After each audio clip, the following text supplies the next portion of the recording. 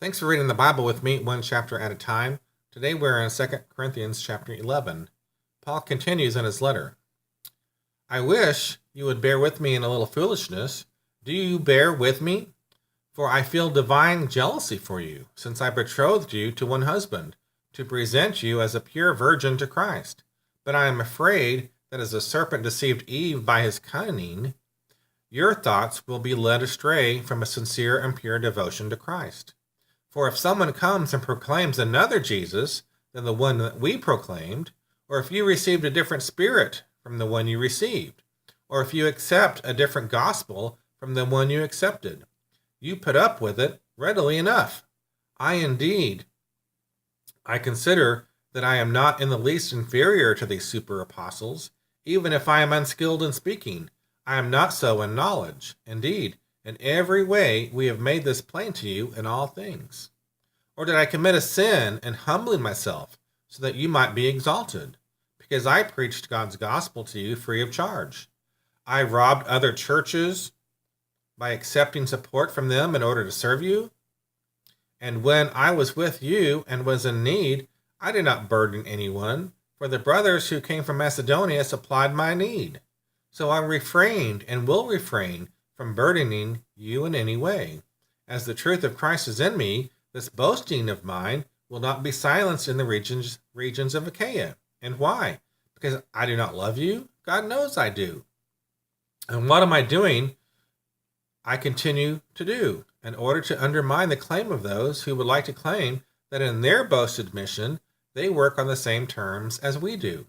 For such men are false apostles, deceitful workmen, disguising themselves as apostles of Christ. And no wonder, for even Satan disguises himself as an angel of light, so it is no surprise if his servants also disguise themselves as servants of righteousness.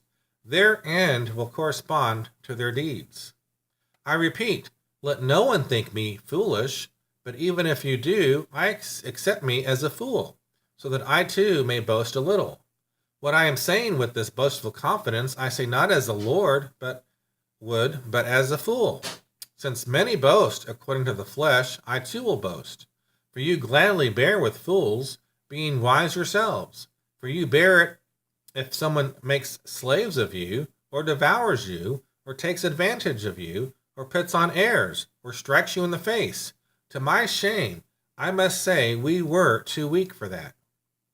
But whatever anyone else dares to boast of, I am speaking as a fool. I also dare to boast of that. Are they Hebrews? So am I. Are they Israelites? So am I.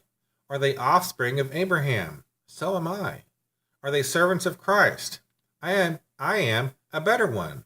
I am talking like a madman, with far greater labors, far more imprisonments, with countless beatings, and often near death. 5 times I received at the hands of the Jews the 40 lashes less one. 3 times I was beaten with rods. Once I was stoned. 3 times I was shipwrecked.